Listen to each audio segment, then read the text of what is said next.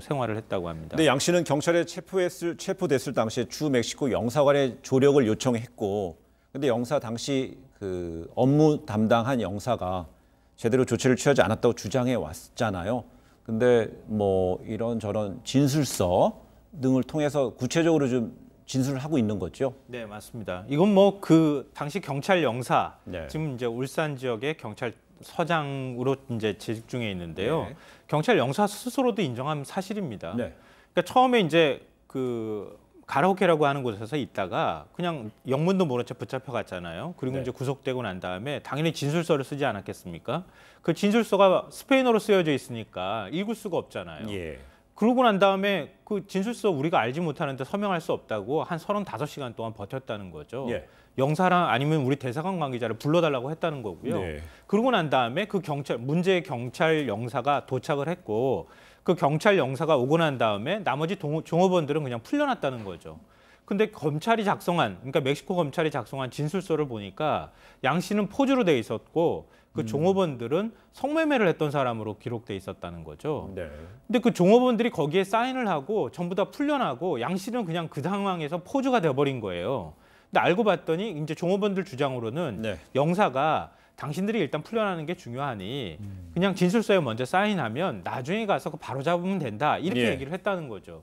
그러니까 양 씨는 제대로 된 영사 조력을 받지 못한 상태에서 계속 구속 기간이 연장될 수밖에 없었다는 거죠. 근데 반면에 이전 영사는 현지 종업원들에게 서명하라고 강요한 적이 없다 이렇게 주장을 했지 않습니까? 네, 맞습니다. 이 지금 문제가 되는 것이 이 진술과 관련된 구속과 관련돼서 영사 조력을 제대로 받았는가이기 네. 때문에 이 진술에 대해서의 서명이 어떠한 절차로 이루어졌는지 굉장히 중요해요. 근데 지금 앞서서 말씀하신 것처럼 종업원들은 일단 영사가 사인을 하면 내가 바꿔주겠다라고 얘기를 했다라는 반면에 이전 영사는 본인은 종업원들에게 서명을 강요한 적이 없다라고 얘기를 하고 있습니다. 예. 이 단지 자신은 그 상황에서 종업원들과 멕시코 검찰 측의 양쪽의 의견을 서로 전달했을 뿐이고 그 서명은 종업원들의 자의적인 판단에 의했다 이렇게 얘기를 하고 있는데요.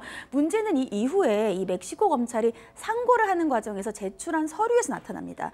멕시코 검찰이 상고를 하는 과정에서 영사 진술서라는 것을 제출하는데 이 영사 진술서 내용이 어떤 것이냐 하면 여기에 있는 진술서는 사실대로 작성이 된 것이고 한국의 여성들이 의견을 반영해서 수정하고 첨가했던 완전한 서면이다. 마지막이 중요한데 이 마지막에 대한민국 영사 이모 씨가 보증을 한다라는 내용이 있습니다. 진술서의 마지막에 이 영사가 보증한다는 내용이 있고 이것은 결국은 이 진술서가 이전 영사의 조력을 받아서 작성된 진술서로 절차가 되어 있는 것이에요. 그러니까 멕시코 검찰 입장에서는 조력을 받지 않았다고 하는데 이 진술서 내용을 보면 영사가 조력한 것이 아니냐, 뭐가 문제냐 이렇게 얘기를 하고 있는 것이고요. 이러한 서류가 발견이 되자 이후에 이전 영사는 내가 멕시코 검찰에게 속았다 이렇게 주장을 했습니다.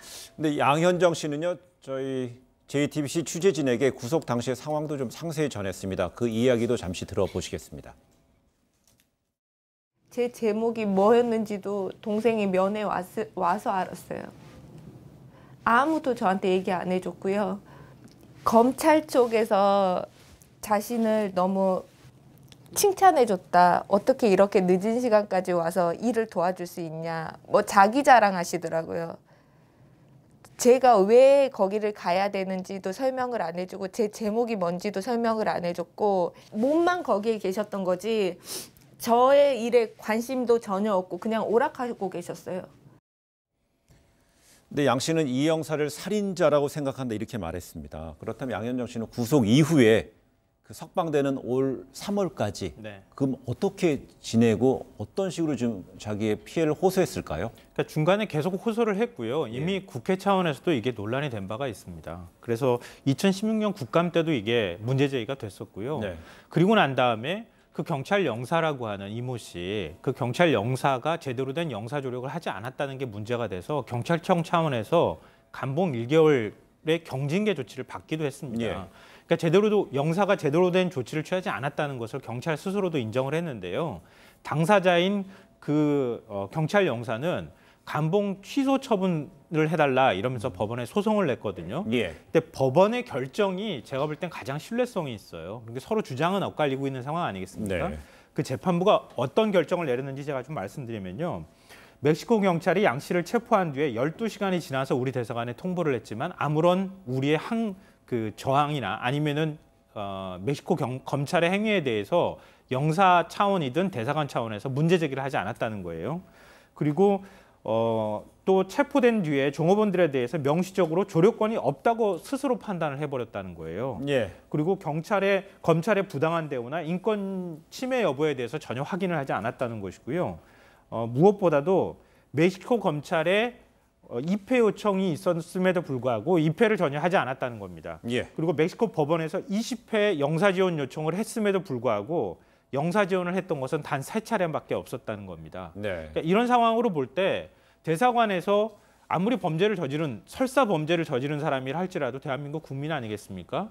거기서 억울한 일을 당할 수 있다고 하는 전제 아래 영사가 조력을 해줬어야 하는데 인권 침해 사실을 뻔히 알고 있었음에도 불구하고 전혀 문제 제기도 하지 않고 영사 조력을 하라고 법원이나 검찰에서 했음에도 불구하고 제대로 된 조력을 하지 않았다는 겁니다.